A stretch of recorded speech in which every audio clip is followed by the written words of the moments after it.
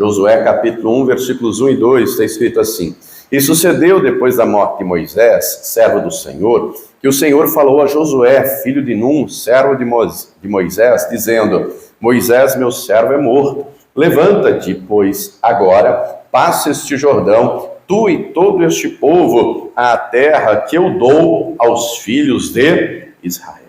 Somente até aqui.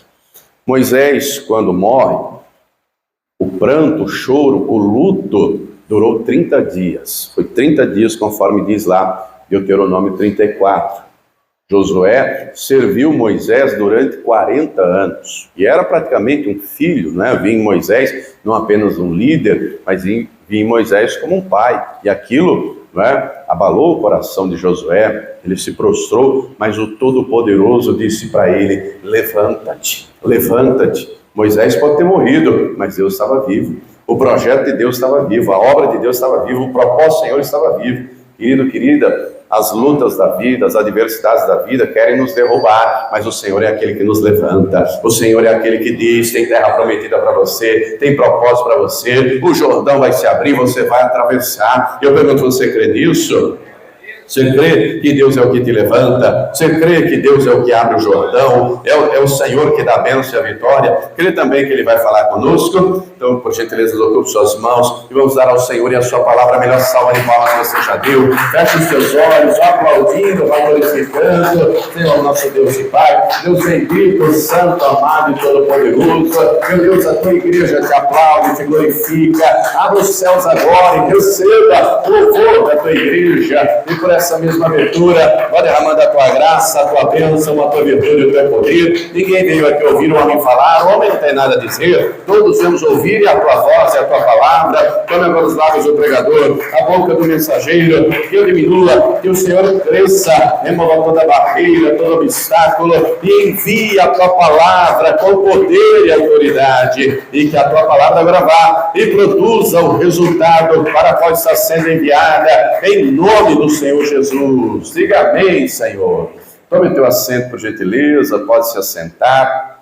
Mas preste muita atenção, não se distraia. Se você trouxe aí papel e caneta, tome nota do que vai ouvir e aprender. Se porventura não trouxe papel e caneta, mas trouxe o celular, desligue a internet, desligue as notificações, coloque no silencioso e abra o bloco de notas, e aí você utiliza para anotar tudo o que você vai ouvir e aprender. Bem? Muito bem. No decorrer da vida, há situações, né, que querem nos derrubar, nos prostrar. Josué aqui está lidando com a dor do luto, né? E hoje já é comprovado que a dor do luto pode gerar, inclusive, depressão. Há casos e mais casos de maridos, de esposas, de mães, de pais, de filhos que entraram em depressão após um luto, né? A situação não é fácil, a situação é terrível. Mas não é só o luto, não. No decorrer da caminhada da vida, diversas situações querem nos derrubar, nos desanimar.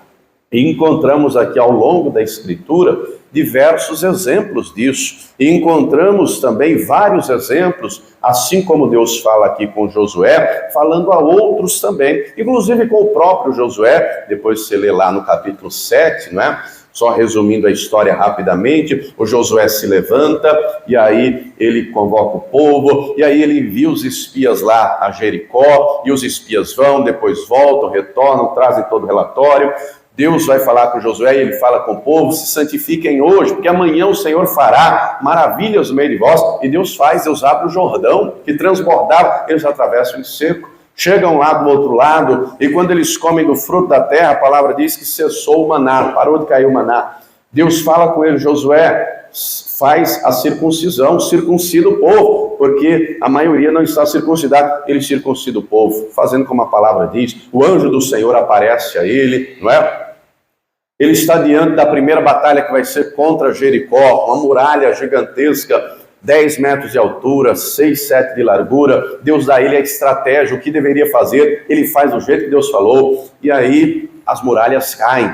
Eles entram, eles batalham, eles vencem. Deus havia dito um detalhe: quando vocês entrarem, todo o ouro e toda a prata é para levar para o tabernáculo, para a casa do Senhor. E ele dá essa ordem a todo o exército. No entanto, lá no meio, há um chamado Acã.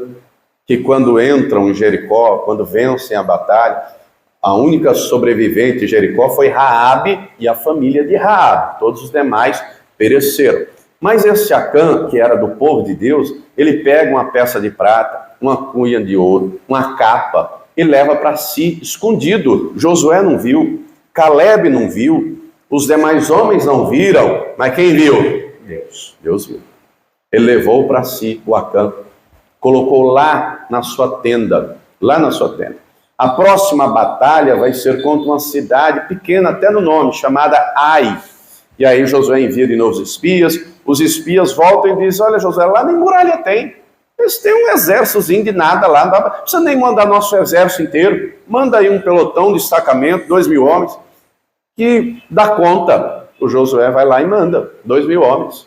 E a palavra diz que eles voltam, eles fogem do inimigo. A batalha é acirrada, os de Ai matam 37 homens de Israel, e aí eles fogem do inimigo. Quando Josué vê aquilo, ele rasga as vestes. Ele pega a terra e coloca sobre a cabeça em humilhação diante de Deus. E aí ele vai falar com o Senhor, ele se prostra diante do Senhor, dizendo, Senhor, o que está acontecendo? É quando Deus mais uma vez fala com ele. Depois você lê lá o capítulo 7, versículo 10, Deus vai dizer, levanta-te. Por que você está prostrado diante do seu rosto? Foi porque pecaram. O povo de Israel pecou e transgrediu e mentiu e tocou no consagrado. E o capítulo 7 termina com Josué executando a sentença que Deus mandou. Acã, seus filhos, suas filhas, toda a sua casa, jumentos, bois, vacas, tudo que ele tinha foi levado ao vale de Acor, foi apedrejado, foi queimado, foi destruído. Mas não é que Deus fala com Josué, não, se levante. Amados, o pecado às vezes é um tropeção. Você já andou na rua e deu uma tropeçada? Mas continua andando. O pecado às vezes é um escorregão. Já escorregou alguma vez? Essa perna direita minha eu já engessei umas 3 vezes. Por escorregar e torcer o tornozelo. Escorregão em calçada molhada. Não é? Uma irmã aqui, esses tempos atrás, me contou que ela fez uma faxina em casa, estava tudo bonitinho, limpinho. Aí a filha dela, uma criança pequena, derramou um pouco de água e entre a sala e a cozinha tem um degrau de uns 10 centímetros. Ela não viu, foi passar de um ambiente para o outro, pisou no que pisou, torceu o joelho. Um mês, né, com gesso, por causa de um escorregão. O pecado às vezes é um escorregão. Não é? A pessoa cai, mas não pode ficar caído. Deus é aquele que nos levanta. Diga para a pessoa que está lá, Deus é aquele que te levanta. Deus é aquele que estende a mão. Aliás, o salmista vai dizer, os passos de um homem bom, Salmo 37, 23, 24, são confirmados pelo Senhor, e ele deleita-se no seu caminho. Ainda que caia, não ficará prostrado. O Senhor o sustém com a sua mão. É o Senhor, como diz Isaías, que estende a mão direita e diz, não tema, porque eu sou contigo, eu te ajudo. Ô querido, Deus é aquele que nos estende a mão. É o diabo que diz, fica aí, porque você é isso, você é aquilo, você é não sei o quê, mas a palavra garante uma condenação lá para quem está em Cristo Jesus. O diabo aponta, o diabo acusa, o diabo joga o pecado na cara, mas o Senhor é aquele que diz, eu perdoo, eu tenho misericórdia. Quem está entendendo, diga glória a Deus.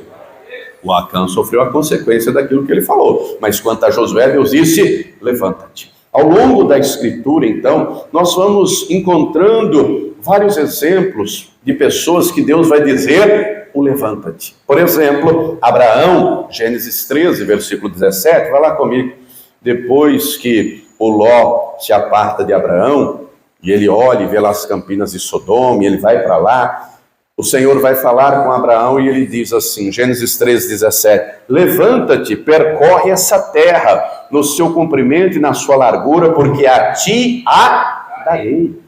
Deus então diz para Abraão, se levante e ande pela fé. Diga para a pessoa que está do teu lado, se levante e ande pela fé. Deus quer você andando pela fé, Deus quer viver, você vivendo pela fé, porque o justo viverá pela fé. E para andar só anda de pé. Só anda em pé, tem que estar em pé para poder andar. Diga comigo, é andando pela fé. Não é por aquilo que está diante dos olhos. Porque o que está diante dos olhos pode ser trágico, pode ser difícil. Mas quando nos colocamos de pé na fé, o Senhor vai à nossa frente. Nós encontramos Gênesis 35, vai lá comigo, eu vou ler só o versículo 1, mas enquanto você chega lá, o neto de Abraão, Jacó, em determinado momento, ele tem que sair de casa fugido, porque o irmão Esaú o jura de morte. E o jura de morte porque o Esaú, que era profano, vendeu a primogenitura por um prato de lentilhas, e ao invés deles chegarem no pai, no Isaac, e contarem o negócio feito, que foi lícito, que foi honesto, né? Não. o Jacó guarda para si, só conta para a mãe, e a Rebeca, junto com o Jacó, enganam o Isaac. E o Jacó se passa por Esaú para receber a bênção. Quando o Esaú tem conhecimento disso, ele diz: eu vou matar meu irmão. E aí o Jacó tem que fugir de casa. E o Jacó foge. Ele vai destino à casa do tio Labão, irmão da mãe, da Rebeca. No meio do caminho, no deserto, a palavra nos diz que ele dorme no relento. E uma pedra é seu travesseiro. À noite ele tem um sonho, que é uma visão. Ele vê uma escada que vai até o céu. Ele vê os anjos de Deus subindo e descendo. E ele acorda pela manhã e diz: na verdade, essa é a casa de Deus. E eu não sabia. E ele muda o nome do lugar, que antes era Luz. Ele diz: a partir de agora vai se chamar Betel, casa de Deus. Ele pega aquela pedra, ele derrama o óleo que ele tem, ele só tem uma botija de azeite. Ele derrama consagrando. E ele faz um voto com Deus. Ele diz: se o Senhor me levar em paz, se o Senhor for comigo, se o Senhor me der comida para comer, roupa para vestir, e eu em paz tornar a casa do meu pai, o Senhor será o meu Deus. E de tudo que o Senhor me der, certamente lhe darei o dízimo. Aí ele chega lá na casa do tio. Às vezes a pessoa lê assim o texto, não tem muita noção de geografia bíblica, 1.500 quilômetros. Uma jornada aí de meses, caminhando a pé. Quando ele chega lá, ele se apaixona pela prima. Amor à primeira vista. Ele olha a Raquel, e a Raquel devia ser uma moça linda, não é? Ele se apaixona pela Raquel. E aí ele quer casar com a Raquel, só que ele não tem dote para dar. Ele faz um acordo com o sogro, não é? Com o tio, futuro sogro. Ele diz: olha, eu trabalho 7 anos de graça para poder casar com ela. E o sogro aceita. E o texto diz que os 7 anos são como poucos dias aos olhos de Jacó, de tanto que ele a amava. Quando passam 7 anos, chega o dia do casamento. É dada uma festa, é feito um banquete. O Jacó enche o caneco, bebeu, olha só que coisa, se embriagou. E aí ele vai para a noite de núpcias, não é? Feliz e contente. Quando ele acorda pela manhã, ele toma um susto, porque quem está do lado dele não é a Raquel, é a outra prima, é a Lia. E aí ele vai lá no sogro: sogro, mas o que é isso? O acordo não foi eu casar com a Raquel? E aí o sogro: eita rapaz, eu esqueci de contar um detalhe para você, é que aqui a gente casa mais velha primeiro. Resumindo, ele colheu o que ele plantou, né? Ele não enganou o pai, ele achou que podia enganar, ele encontrou um que é PhD em enganar, enganou ele colheu o que plantou, olha só que coisa. Mas aí o sogro propõe um outro acordo. O Jacó era trabalhador, Deus era com ele, Deus abençoava a obra das mãos dele. E aí o sogrão diz assim: olha, mas a gente pode fazer um negócio. Você quer casar com a Raquel? Claro, eu amo a Raquel. Ele falou: então vamos fazer o seguinte, termina aí a festa do casamento, que era 7 dias, não era algumas horas como hoje. Depois você terminar de celebrar o casamento com a Lia, aí a gente faz outro casamento, você casa com a Raquel, se eu dou ela para você, se você trabalhar mais 7 anos. Aí ele disse: negócio fechado. Fechou o acordo. Casou com a Raquel também. No meio desses 14 anos, ele vai trabalhar, e vai trabalhar muito, sem um centavo de salário. E vai nascer literalmente uma penca de filhos. Uma penca. Ao término de 14 anos, ele tem 2 esposas, ele tem as 2 concubinas, cada uma tem as suas servas que deram para Jacó também, teve filhos com ela. Ele tem um monte de filho, não tem um centavo no bolso. Ele diz para o sogro: eu vou voltar para minha terra, eu vou pegar minhas esposas, meus filhos, vou embora. Aí o sogro diz: não vai embora não. Vamos fazer um acordo? Até agora você trabalhou sem ganhar nada, fale qual vai ser o seu salário, que eu te pago. E aí o Jacó compreendeu: não quero um salário fixo, eu quero ganhar de acordo com o que eu produzi, eu quero empreender, não é? Vou fazer o meu salário. E aí eles fazem um acordo: cada ovelha que nascer de tal cor, tal jeito, vai ser minha. E o Labão: negócio fechado. Jacó ouve a Deus, segue a instrução de Deus, só nasce a ovelha daquele jeito. Aí o Labão diz: não, vamos mudar o acordo. Aí mudaram o acordo, só nasce a ovelha daquele jeito. Resumindo, o Labão mudou o acordo 10 vezes. E nas 10 vezes Deus foi com Jacó, porque quem crê nele e obedece, Deus honra. Deus honra, ele tem um voto com Deus, ele tem um compromisso com Deus. Muito bem, 7 anos se passam. Depois de 21 anos que ele está lá, nesses últimos 7 anos, ele prospera. Diga para a pessoa que está ao teu lado: se você tiver voto com Deus, se você honrar a Deus, Deus vai te honrar, Deus vai te prosperar, Deus vai abençoar a obra das suas mãos. Jacó se torna um homem rico. riquíssimo. Deus prosperou a obra das mãos dele. É quando Deus aparece para ele, Gênesis 35, versículo 1. Você já entendeu o resumo da história? Eu resumi aí 7, 8 capítulos a largas passadas, você já entendeu o contexto. Depois, Gênesis 35, 1. Disse Deus a Jacó: levanta-te, sobe a Betel e habita ali. Faz ali um altar ao Deus que te apareceu quando fugisse diante da face de Esaú, teu irmão. E se você ler a continuação, ele fala com as esposas, ele chama as esposas e ele faz aquilo que Deus falou. Mas compreenda, Deus quer você de pé na casa dele. Diga para a pessoa que está ao teu lado: Deus quer você de pé em Betel. Ele já te levantou e ele te trouxe. E é aqui em Betel, na casa do Senhor, que você vai o adorar. Ele vai te encher, ele vai te revestir. Ele quer você de pé para estar na casa dele. Ele quer você de pé adorando a ele. Tem gente que se levanta para ir para tanto lugar. Tem gente que se levanta para ir no shopping. Às vezes no shopping não vê a hora passar. Chega de tarde, dali a pouco, nossa, já é 10 horas, o shopping está fechando. Mas não passa o mesmo tempo na presença de Deus, que não aprendeu a valorizar Betel, casa do Senhor. Não é? Às vezes gasta tempo no shopping, nisso, naquilo, mas dentro da própria casa não faz o devocional, não faz o próprio culto, não gasta tempo louvando, não gasta tempo orando, não gasta tempo meditando na palavra. Ô meu irmão, Deus quer você em Betel. Diga para a pessoa que está ao teu lado: Deus quer você em Betel. Deus quer você na casa dele. Diga: Deus quer você no altar, de pé na presença dele, ainda que fisicamente ajoelhado em adoração e reverência, mas espiritualmente de pé, louvando e adorando ao Todo-Poderoso. Mas compreenda que por mais que estejamos na presença de Deus, por mais que estejamos na casa de Deus, fazendo a vontade de Deus, há momentos na vida que as adversidades chegam e querem nos desanimar, nos enfraquecer, nos fazer esmorecer. É quando Deus também nos levanta. Primeiro livro de Reis, capítulo 19, vai lá comigo. Nós encontramos aqui, eu vou ler somente os versículos 7 e 8, enquanto você encontra aí, primeiro livro de Reis 19. Elias era um grande homem de Deus. Deus o levanta, profeta do Senhor. Ele é um homem de oração. Ele ora durante 3 anos e meio, não chove.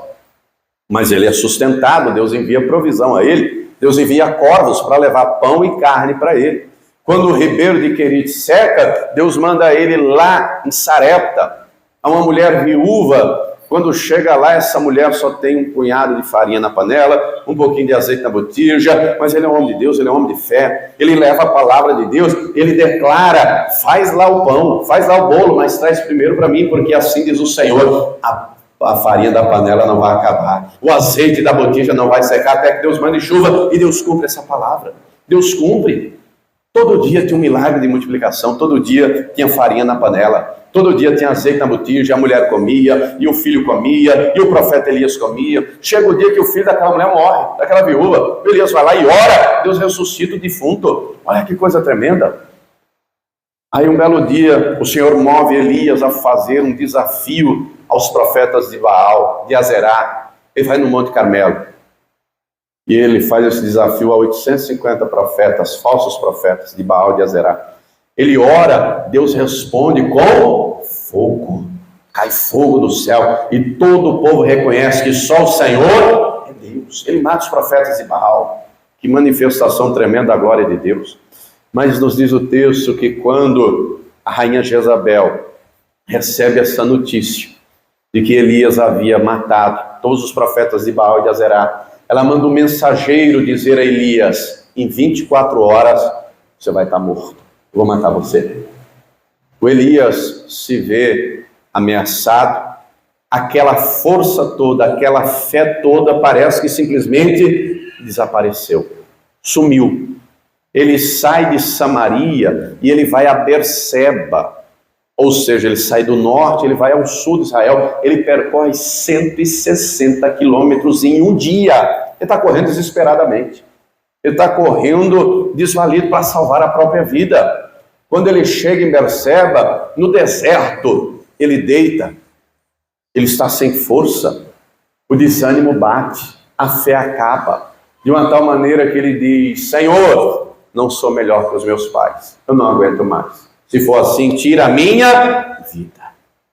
Na realidade, ele não queria morrer. É que ele estava cansado, ele estava desanimado, ele estava esgotado. Diga para a pessoa que está do teu lado, ele precisava ser renovado, ele precisava ser levantado. E diga comigo, o Senhor é especialista em levantar. Diga para a pessoa que está do teu lado, ele não te lança fora. Olha aqui para mim, ainda que as coisas da vida não tirem as suas forças, ainda que as circunstâncias da vida enfraqueçam o teu coração, ainda que os problemas e adversidades queiram te prostrar e te desanimar, o Todo-Poderoso é o que te levanta, o Todo-Poderoso é o que te estende a mão. E quando você se vê com o coração enfraquecido, quando se vê com o coração fraco, ele manda o pão vivo, ele manda o alimento, o pão, e o pão é Jesus, e o pão é a palavra, e o Senhor manda o anjo.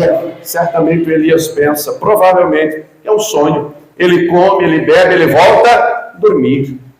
Mas no versículo 7 se encontrou, 1 Reis 19, 7, e o anjo do Senhor tornou segunda vez, e o tocou e disse, levanta-te, come, porque muito comprido te será o caminho. Ele estava desanimado, ele estava esmurecido, ele estava com o coração fraco, mas ele comeu desse pão, ele bebeu dessa água, e esse pão foi pão que veio do céu. Ele estava num deserto, e esse pão representa a palavra, representa Jesus, e essa água representa o Espírito Santo. O próprio Senhor Jesus diz, quem come de mim nunca mais terá fome, quem bebe de mim nunca mais terá sede. Ô meu irmão, quando o desânimo chega, diga para a pessoa que está do teu lado, é o pão da vida que te alimenta, é o pão da vida que é Jesus que fortalece o teu coração. Quando a secura da alma chega, a ponto de não ter mais força, a ponto de querer dizer, Senhor, não aguento mais, não aguento mais esse marido, não aguento mais essa mulher, não aguento mais esse pai, essa mãe, esse filho, não aguento mais esse emprego, não aguento mais a vida, não aguento mais nada. Aí o Senhor vem com a água viva do Espírito Santo para regar o nosso coração, para tirar a secura da nossa alma, para nos levantar. Ele se levantou, ele comeu, ele bebeu, a força daquela comida, ele caminhou 40 dias, e Deus quer você de pé, Deus quer você alimentado, Deus quer você forte, Deus quer você saciado, para você percorrer essa caminhada rumo à glória eterna, rumo à eternidade. Quem está entendendo? Diga glória a Deus. O Senhor nos quer de pé. Agora nós temos que querer também viver o propósito dele. O Josué entendeu. O Josué se levantou, fez o possível. Deus fez o impossível. Deus abriu o Jordão. O Elias comeu e bebeu e foi até Horebe. 40 dias caminhando com a força daquele alimento. Se levantou. Diga para a pessoa que está do lado, Deus quer você de pé, viu? Deus não quer você prostrado diante das lutas da vida, das adversidades da vida. Deus quer você de pé na presença dele. Isaías 60, versículo 1, encontramos aqui uma profecia. Vai lá comigo. Livro do profeta Isaías, capítulo 60. Enquanto você encontra aí, Isaías 60, versículo 1, se você ler os primeiros cinco capítulos de Isaías, nós encontramos, já logo de cara, Isaías, por exemplo, dizendo que um jumento conhece a manjedoura do dono, mas Israel não conhece o seu Deus. Era um tempo de apostasia, era um tempo terrível, né? Era um tempo terrível, aquele povo havia deixado a Deus, abandonado a Deus, e aí Isaías escreve aquilo que ele está vendo, né? E aí ele vai descrevendo um cenário trágico. Chega no capítulo 5, vem os ais. Havia uma completa inversão de valores, chamavam o amargo de doce, o doce de amargo, enfim, o cenário era trágico. É então que Deus o levanta lá na glória, Deus o eleva lá na presença dele. Isaías 6 está escrito, no ano em que morreu o rei Uzias, ele viu o Todo-Poderoso. E quando ele vê a glória do Altíssimo, imediatamente ele olha para si e diz, ai de mim que vou perecendo, porque eu sou um homem de impuros lábios. Deus mandou ele embora, Deus jogou ele fora, Deus rejeitou ele. Na hora o anjo foi lá no altar e pegou uma brasa, e a brasa o anjo tocou aonde? Porque foi o que ele reconheceu que precisava ser tratado. Se ele tivesse dito, eu sou um homem de mãos impuras, o anjo ia tocar na mão. Se ele diz, eu sou um homem de pés impuros, o anjo ia tocar a brasa no pé. Se ele diz, eu sou um homem de ouvidos impuros, Deus não trata aquilo que você não reconhece para ser tratado. Aquilo que você reconhecer precisa ser tratado, é o que Deus vai tocar. Meu coração é impuro, Deus ia tocar no coração. Mas quando ele reconhece aos lábios, o anjo toca nos lábios. Quando ele ouve Deus dizer: a quem enviarei? Ele diz: eis-me aqui, enviarei a mim. Do capítulo 7 em diante, ele começa a dizer: eis que o Senhor dará o sinal, uma virgem nascerá, uma virgem conceberá e dará à luz um filho, o nome dele será Emanuel. Lá no capítulo 9, ele vai dizer: um menino nos nasceu, um filho se nos deu, e o seu nome é maravilhoso, conselheiro, Deus forte, Pai da eternidade. No capítulo 11, ele diz: o Espírito do Senhor está sobre ele, o Espírito de sabedoria, de conselho, de fortaleza. Depois ele vai profetizar lá na frente, dizendo: porque ele levou sobre si as nossas dores, as nossas enfermidades. Depois vai profetizar dizendo: o Espírito do Senhor está sobre ele, pois que ungiu, querido, o Senhor levanta Isaías, o Senhor o levantou para que ele visse a glória do Todo-Poderoso, e Deus quer te levantar para você ver a glória dele. Aqui na terra o cenário é trágico, o negócio é feio, é escabroso, mas quando ele resplandece a glória dele na nossa vida, nós olhamos para Jesus, o autor e consumador da nossa fé. Isaías 60, versículo 1: levanta-te, resplandece, porque já vem a tua luz, e a glória do Senhor vai nascendo sobre ti. Meu querido, o mundo vai de mal a pior, o mundo jaz no maligno. Está aí a violência, está aí as mortes, está aí um atrás do outro, está aí a corrupção, está aí os roubos, está aí tudo. O cenário é trágico, mas Deus nos quer na presença dele. Deus quer te levantar, Deus quer que resplandeça a glória dele sobre a tua vida, para que através de você resplandeça a glória dele lá na tua casa, lá no teu trabalho. Ele não quer você apontando e acusando, mas é fulano, o problema é o marido, o problema é a mulher, o problema é o filho. Ô, meu irmão, quem está de pé na fé sabe que o problema é demônio, é principado, é potestade. Quem está de pé na fé, toma posse da armadura de Deus. Quem está de pé na fé vai orar, vai jejuar, vai combater o bom combate. Quem está de pé na fé vai dizer: a minha casa é de Jesus, o meu marido é de Jesus, a minha mulher é de Jesus, o meu filho é de Jesus, o meu trabalho, tudo é do Senhor, e a glória do Senhor vai ser manifesta nesse lugar. Quem está entendendo? E a glória a Deus. Ezequiel também passou algo semelhante. Vai lá comigo no capítulo 3, versículo 12 de Ezequiel. Ezequiel estava na Babilônia, ele foi levado jovem para a Babilônia. Jerusalém havia sido destruída, devastada. Lá na Babilônia, aos olhos humanos, não tinha o que fazer. Aos olhos humanos, não tinha como reverter aquela situação. Estavam dominados pelos babilônios, pelo rei Nabucodonosor. O Salmo 137 vai dizer: quando eles chegam na Babilônia, junto ao rio Eufrates, eles choram, eles lamentam. A situação é trágica. Eles penduram a harpa. Depois você lê o Salmo 137. A harpa era um instrumento de louvor que eles usavam para louvar a Deus. Eles têm que suportar os inimigos escarnecendo, zombando e dizendo: cante um louvor do seu Deus. E o salmista diz: como entoaremos louvores ao Senhor em terra estranha? Estavam prostrados, estavam envergonhados. Aos olhos humanos não tinha jeito. Mas ainda que para você não tenha jeito, para Deus tem jeito. O Espírito Santo visita Ezequiel. Você encontrou Ezequiel 3, versículo 12. E levantou-me o Espírito com S maiúsculo, Espírito Santo, com E maiúsculo. E ouvi por detrás de mim uma voz de grande estrondo que dizia: bendita seja a glória do Senhor desde o seu lugar. Bendito seja a glória do Senhor. Diga comigo: o Espírito Santo levantou Ezequiel. Diga para a pessoa que está ao teu lado: é o Espírito Santo que vai te levantar também. Opa, a sua luta está grande, a dificuldade está grande, o inimigo se levantou. Se o inimigo se levantou, ele vai cair, porque maior é o Senhor que é conosco, para nos levantar, para nos fortalecer, para nos dar vitória. Quem crê nisso, diga amém. Vá lá comigo no Evangelho, Mateus capítulo 9. Nós encontramos aqui no Evangelho várias vezes o Senhor Jesus usando essa expressão, o Senhor dizendo: levanta-te, levanta-te, levanta-te, levanta-te.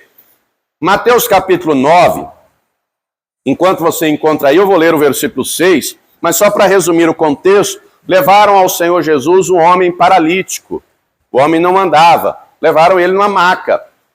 E aí quando levaram esse homem até o Senhor, obrigado, querido, cuidado aí.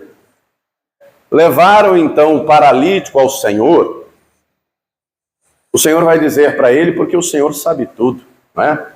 Aquele homem estava daquele jeito por conta dos próprios pecados. Não significa, obviamente, que todas as lutas que passamos é por conta de pecado. A maioria sim, não é? Haja visto estar escrito, de que se queixa o homem, Lamentações 3, senão dos seus próprios pecados. A maioria dos nossos problemas nós mesmos geramos, não é? E é o caso aqui, nem todos. Jó não gerou problema nenhum, mas mesmo assim enfrentou. Mas voltando aqui, quando levam esse homem, a primeira coisa que o Senhor diz a ele é: perdoados estão os teus pecados. No entanto, havia fariseus ali naquele ambiente. E os fariseus começam a pensar e a dizer: mas quem é ele para perdoar pecados? Porque aos olhos daqueles homens, estava ali diante deles um jovem de 30 anos de idade. Mas ali não estava só um jovem, um homem de 30 anos de idade, é o próprio Deus, é o Todo-Poderoso. Por isso que em seguida ele diz, Mateus 9,6, ora, para que saibais que o Filho do Homem tem na terra autoridade para perdoar pecados, disse então ao paralítico: levanta-te, toma a tua cama e vai para a tua casa. E na hora a palavra que ele liberou surtiu efeito. O paralítico estava naquele estado há muito tempo, a Bíblia não relata quanto, mas fato é, os joelhos se fortaleceram, os tornozelos se fortaleceram, aquele homem se colocou de pé, aquele homem pegou a sua cama e aquele homem andou, porque a palavra do Senhor é poderosa. Diga comigo, aquela palavra o levantou. Diga para a pessoa que está do lado, e essa palavra vai te levantar. Deus quer você de pé na fé, na presença dele. Do mesmo modo com o paralítico lá do tanque de Betesda. Esse aqui a Bíblia não diz quanto tempo. João 5 é dito lá, 38 anos, um outro paralítico. Esse aqui de Mateus levaram até Jesus. O outro, Jesus foi lá no tanque de Betesda.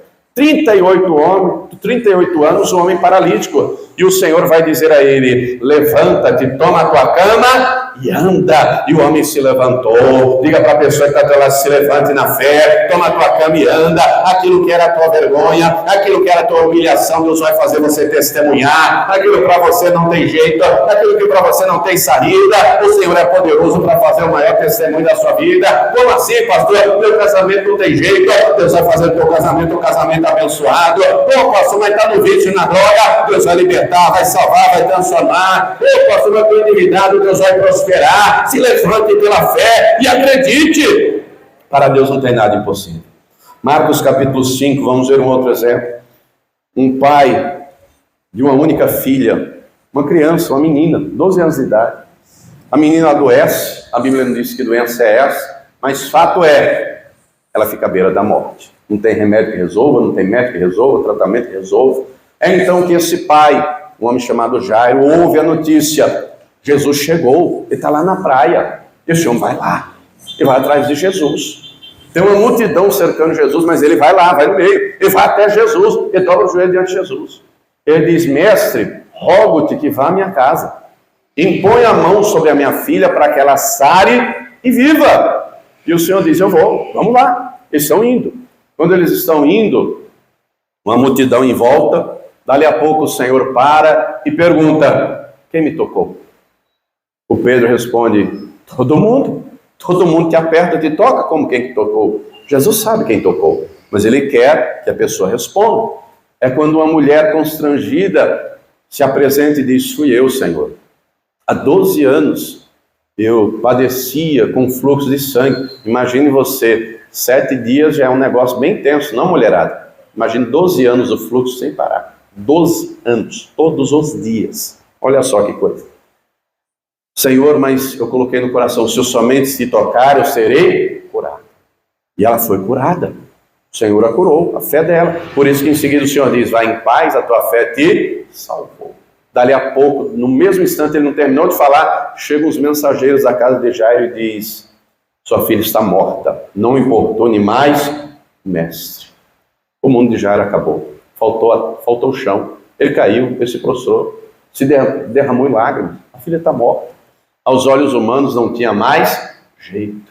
É quando o Senhor disse para ele: continue crendo, crê somente. Na King James, gosto muito da tradução King James, a palavra diz que Jesus disse a ele: continue acreditando.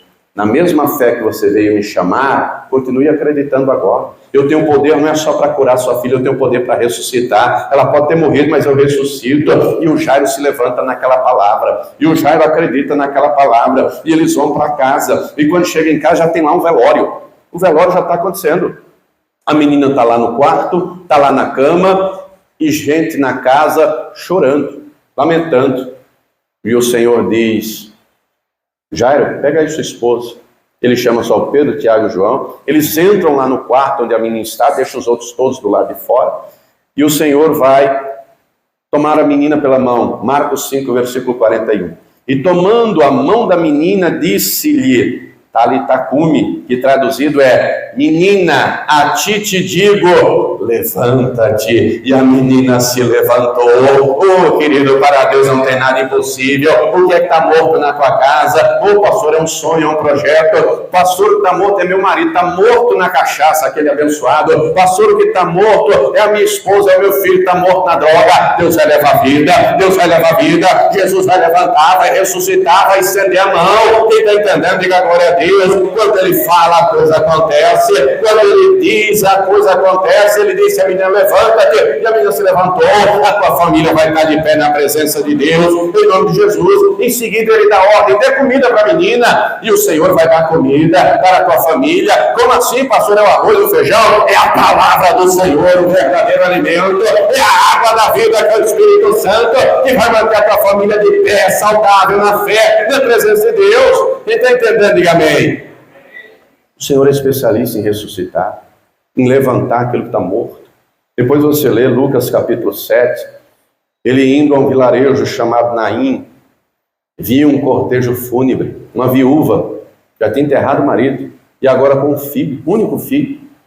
E de um lado vem um cortejo fúnebre, do outro vai Jesus com a multidão, alegre, contente, sorridente. O Senhor olha aquela mulher, se compadece dela, e diz para ela: não chore. E ele se aproxima, toca lá no esquife, quem levava parou de levar, aquele cortejo para. O Senhor se aproxima daquele jovem e diz a ele: jovem, eu te digo, levanta-te. E aquele jovem que estava morto se levantou. Oh, querido, o Senhor tem vida para você e para a tua família. Diga para a pessoa que está do lado: se levante na fé, se levante para você orar, se levante para você profetizar, se levante para você andar na presença de Deus. Deus não quer você prostrado, Deus quer você de pé, Deus não quer você longe, Deus quer você perto dele. Lucas 6, nós encontramos aqui um outro exemplo. Jesus vai na sinagoga e lá no fundo estava um homem que tinha uma mão mirrada, e Lucas disse que era a mão direita. Lucas 8. E aí, dali a pouco, o Senhor vai dizer para aquele homem que tinha a mão mirrada, Lucas 6:8, levanta-te e fica em pé, vem para o meio. Aquele homem se levanta, ele vem para o meio, e dali a pouco o Senhor vai dizer para ele: estende a mão que estava mirrada, a mão que estava atrofiada. E o homem ouviu, se levantou e veio para o meio. Quando o Senhor diz: estende a mão, ele obedeceu, ele estendeu a mão, e a mão foi restituída sã. Oh, querido, Deus quer você de pé na presença dele, Deus quer você de pé perto dele, Deus quer você obedecendo a palavra dele, porque se você ouvir e você obedecer, as bênçãos virão e te alcançarão. Na presença dele você vai desfrutar de paz, de alegria, de descanso, de proteção, de refrigério, da vitória e do milagre na tua vida. Atos 9, versículo 34, encontramos aqui um outro exemplo. Está escrito assim: e disse-lhe Pedro: Enéias, Jesus Cristo te dá saúde. Você encontrou? Atos 9, versículo 34. Quem está vivo ainda, diga amém. Quem acordou, diga amém. Glória a Deus, estou esperto. Atos 9, versículo 34. Disse-lhe Pedro: Enéias, Jesus Cristo te dá saúde. O Enéas estava acamado. Levanta-te e faze a tua cama. E o que está escrito aí? Logo se levantou. Diga para a pessoa que está do teu lado: Jesus Cristo te dá saúde. Diga para ele, diga para ela: Jesus Cristo te dá paz. Diga para ele, diga para ela: Jesus Cristo te dá refrigério. Jesus Cristo te dá descanso. Jesus Cristo te dá alegria. Jesus Cristo te dá salvação. Jesus Cristo te dá tudo. Então se levante e acredite: Ele está contigo. Ele quer você de pé na presença dele. Efésios 5,14 está escrito: desperta, tu que dormes, levanta-te dentre os mortos e Cristo te esclarecerá. Tem que se levantar na fé, não pode dormir na fé. Nós estamos já no tempo do fim, queridos. O Senhor avisou, não é? Através da parábola das 10 virgens, que viria um estado de sonolência, mas nós temos que ter azeite abundante. O tempo do fim já está aí. Não podemos dormir na fé. Não podemos dar uma de Eutico. Depois você lê Atos 20. O Eutico foi para a janela. Paulo estava pregando, janela do 3º andar. Ele dormiu, caiu e morreu. Ainda bem, Paulo foi lá, orou, ele ressuscitou. Querido, querida, o estado de sonolência está por aí. Tem gente que não está vendo. Os sinais estão aí na natureza. Só esse ano, terremoto lá da Turquia matou mais de 50 mil pessoas. Teve terremoto no Marrocos, teve terremoto aqui no estado de São Paulo. Só esse ano, várias enchentes no nosso país, queimadas na Amazônia, no Canadá. Só esse ano você tem visto aí essas mudanças climáticas. Você acha que é por acaso? É Deus, é Deus. Na economia, nos governos corruptos, valores completamente contrários ao da Escritura, governos aí que cultuam ao diabo. Estamos vivendo em tempos de guerras. Tudo que a palavra diz sobre o fim já está acontecendo. Deus nos quer de pé na presença dele. Fala comigo para terminarmos, Lucas 21, versículo 34. Eu vou ler do 34 ao 36. O Senhor em breve virá, ele nos quer de pé na presença dele. Lucas 21, versículo 34, o Senhor Jesus diz: e olhai por... Você encontrou o texto? Não. Lucas capítulo 21, versículo 34. E olhai... É olhar por você, não é olhar pelos outros, não. Tem gente que tem a habilidade de cuidar da vida alheia. Você conhece gente assim, não? Lá tem um vizinho meu, abençoado. Um vizinho abençoado onde eu moro ali. Do lado. 6:30 da manhã já está na janela. Olhando a rua. Eu saio para levar a minha filha na escola ali, né? 10 para 7, 5 para 7, geralmente, que a escola é próxima. Ele já está lá. Olhando tudo. Dali uma meia hora, na frente onde eu moro, tem uma pracinha, um banquinho, uma árvore. Ele já está lá. Por volta de umas 8, já chega mais uns 3, 4. Dá notícia da vida de todo mundo. Você perguntar, e o fulano, e o ciclano, ele dá notícia da vida de todo mundo. Você conhece gente assim, ou será que só tem eu que tenho um vizinho assim? Pense você com você mesmo. Só que a palavra diz que nós temos que olhar. Pô, irmão, você tem que cuidar da sua vida. Deus deu a vida para cada um cuidar da sua. Olhe por você, não cuide da vida alheia, não. Cada um cuida da sua vida. Se você ver algo errado em alguém, antes de você apontar, interceda, não aponte. Porque se você julgar, você será... É isso que Jesus disse. Interceda você, ore você por ele. Olhe você por ela, olhai por vós. Olhai por vós para quê? Para que não aconteça que o vosso coração se carregue de glutonaria, de embriaguez e dos cuidados da vida. Vamos parar aqui para entendê-los, vamos por partes, porque o Senhor fala aqui de muita coisa. Vamos lá, ele usa um exemplo que eles conheciam bem para trazer uma verdade espiritual. Haviam banquetes nessa época, você sabe que está chegando aí o Natal, né? Geralmente Natal o pessoal capricha mais na mesa, aí tem lá um peru, aí tem lá um pernil, tem lá, né, o tender, e, enfim, você imaginar aquela mesa farta. Então imagine nesse tempo aqui, haviam banquetes. Então imagine que a pessoa chega lá, eu quero comer um peru, e enche o bucho do peru. Só que ele vê o pernil, eu quero comer o pernil, mas o bucho já está cheio. Sabe o que faziam nessa época? Vomitava, provocava o vômito, para poder comer mais. Ia lá e comia de novo. Enchia o bucho da outra coisa. Mas dali a pouco, mas tem outra coisa. Provocava o vômito, não, um negócio nojento. Ou seja, o glutão, compreenda, não é pecado você comer até se saciar. Tem gente que come pouquinho, tem gente que come mais. Tem gente que numa refeição come 300 gramas, tem gente que come 1,5 kg, não tem problema nenhum, desde que coma até se saciar. Agora, o problema é que o glutão era insaciável. Nunca saciava, porque toda hora provocava o vômito. Compreenda que o Senhor pega esse exemplo, que era sabido de todos, e ele diz, glutonaria no coração. Quem é um glutão no coração? É a pessoa que nunca está contente com nada. É a pessoa que coloca o coração nas coisas. Não, eu vou ser feliz quando eu tiver um celular, eu vou ser feliz quando eu tiver um carro, uma moto, uma casa, isso, aquilo, aquilo outro. Meu irmão, a felicidade está em Deus. A felicidade não está no carro, não está na moto, não está na casa, não está no marido, nem na mulher, nem no filho. A felicidade está no Todo-Poderoso. E tendo Ele, todas as demais coisas são acrescentadas. A felicidade está em Jesus Cristo, porque Ele é a nossa paz, Ele é a nossa alegria, Ele é o nosso refúgio, a nossa fortaleza, o nosso descanso. Ele é tudo. Nós não podemos colocar o coração nas coisas. Coisa se usa. Um microfone usa, uma aliança usa, um relógio usa, uma roupa usa, um sapato usa, um carro usa, uma moto usa, uma casa usa, um liquidificador, uma geladeira, tudo usa. A pessoa se ama. A pessoa que é glutão espiritualmente falando, nada está bom para ela. E é um tipo de pessoa que é mais tendenciosa a reclamar daquilo que não tem do que agradecer a Deus por aquilo que já tem. E a palavra orienta dizendo, em tudo dai graças. Seja grato por tudo. Seja grato por aquilo que você já tem. Não é pecado almejar um salário melhor, roupas melhores, uma casa melhor, um carro melhor. Nada disso é pecado. Só não pode colocar o coração nisso. Quem entendeu, diga amém. Aí o Senhor fala glutonaria no coração. Ele fala de embriaguez. Né? A pessoa que está embriagada espiritualmente, ela não tem visão de Deus, visão perfeita. Ela não anda no caminho do Senhor. Ela não anda iluminada pela palavra, que é lâmpada para os pés, que é luz para o caminho. Uma pessoa bêbada não tem coordenação motora perfeita. Uma pessoa espiritualmente bêbada está sujeita a cair. Aqui na avenida passa direto, não sei se você já viu, eu já vi vários bêbados. Às vezes eu vejo, eu falo, Jesus, livre esse abençoado, que as pernas trançando. Eu falei, meu Deus, se for para a avenida, passa um caminhão, morreu. Um monte aí, trançando as pernas. Tem gente que espiritualmente está bêbado, está cambaleando na fé. Deus os quer de pé na presença dele.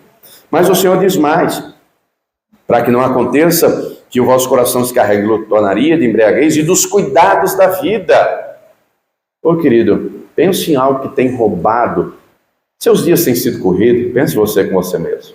As circunstâncias da vida têm roubado o tempo de muita gente. A qualidade de vida, o celular, a internet, tantas e tantas coisas. Roubam o tempo de comunhão com Deus, roubam o tempo do culto, o tempo do louvor. Enfim, tome cuidado para que as coisas da vida não roubem o teu coração. Aí ele continua, e venha de improviso sobre vós aquele dia. Que dia ele está falando? No dia que a trombeta vai soar. No dia que a igreja será levada. Venha de improviso. Meu irmão, só vai quem estiver preparado. Naquele dia, a palavra diz que vai ser mais rápido que uma piscada, que um estalar de dedos. Vai ser muito rápido. Não vai dar tempo de dizer, Senhor, espera aí, calma que eu estou me preparando. Não vai dar não. Não vai dar para fazer que nem a mulher do Ló, deixa eu pegar ele. Lê Gênesis 19. Aí estava o Ló querendo arrumar mala, querendo arrumar isso, querendo arrumar aquilo. E os anjos disseram, escapa-te por tua vida. Não, mas deixa eu arrumar mala, deixa eu fazer isso, deixa eu fazer aquilo. Os anjos pegaram pela mão e disseram, sai logo, vai embora. A mulher do Ló ainda olhou para trás e virou um estado de sal. Não vai dar tempo não. Diga para a pessoa que está ao teu lado, o tempo de se preparar é agora. Naquele grande dia, não vai dizer, espera aí, Senhor, volta amanhã. Vai dar tempo, não. Nós temos que nos preparar, é hoje, é agora. Mas ele diz mais, esse dia, aquele dia, virá como um laço sobre todos os que habitam na face da terra. Em outro texto, ele vai dizer, virá como um ladrão.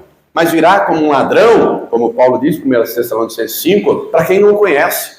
Virá como um ladrão para quem está nas trevas. Virá como um ladrão para quem é da noite, mas nós somos do dia, nós somos da luz, nós temos o sinal, nós temos o Espírito Santo, nós temos discernimento e sabemos que o Senhor está à porta, e Ele está às portas, e a hora de se preparar é agora, a hora de não deixar faltar o óleo é agora, a hora de manter vestes brancas é agora, a hora de estar de pé é agora, porque Ele disse, vigiai-vos em todo o tempo, orando para que sejais havidos os poderes e evitar todas essas coisas que vão acontecer, e estar de pé diante do Filho do Homem. O Senhor quer você de pé, porque Ele tem longa jornada para você nessa terra, Ele tem propósito, Ele tem um projeto, e Ele quer você de pé para que você viva tudo isso, mas acima do projeto dessa terra, Deus comigo, Deus tem uma eternidade inteira, Deus quer eu de pé para estar com Ele para tudo sempre. Quem entendeu, diga glória a Deus. Então se levante, aplauda Ele, glorifique a Ele, se levante, o Jordão vai abrir, se levante, Ele fortalece o coração, se levante, Ele quer você em Betel, na casa dele, no altar, adorando a Ele, se levante, o Espírito Santo te levanta, se levante, porque Ele tem saúde para você, Ele tem renovo para você, Ele tem vida para você. Ele tem um propósito. Josué se levantou, o Josué viveu o propósito do Senhor. Agora é a nossa vez. O Josué já foi, O Abraão já foi, o Jacó já foi, o Ezequiel já foi, o Pedro já foi, Paulo já foi. Essa é a nossa vez. Deus não quer você prostrado na fé, Deus quer você de pé. Quem está de pé na fé, está de joelhos na presença do Senhor. Se prostra diante do Altíssimo, se prostra em adoração, em reverência, mas espiritualmente está de pé. Deus não nos quer prostrar diante das adversidades da vida, muito menos diante do diabo. Pastor, mas o diabo se levantou, ele vai cair por terra, porque maior é o Senhor que é conosco. É o Senhor que nos levanta, é o Senhor que nos fortalece. Ele vai te levantar. Você pode ter chegado hoje aqui com o coração dilacerado, como Josué estava. Você pode ter chegado aqui hoje desanimado, como Elias estava. Você pode ter chegado aqui hoje enfermo, como Enéas estava, como aquele paralítico estava. Você pode ter chegado aqui hoje como um Jairo. Você pode ter chegado aqui hoje como a viúva de Naim, desesperado, angustiado, enlutado, o filho morreu. Você pode, quem sabe é você. Eu sei que Jesus quer te levantar. Jesus quer tocar o teu coração, Ele quer você de pé na presença dEle. E eu pergunto, você crê nisso?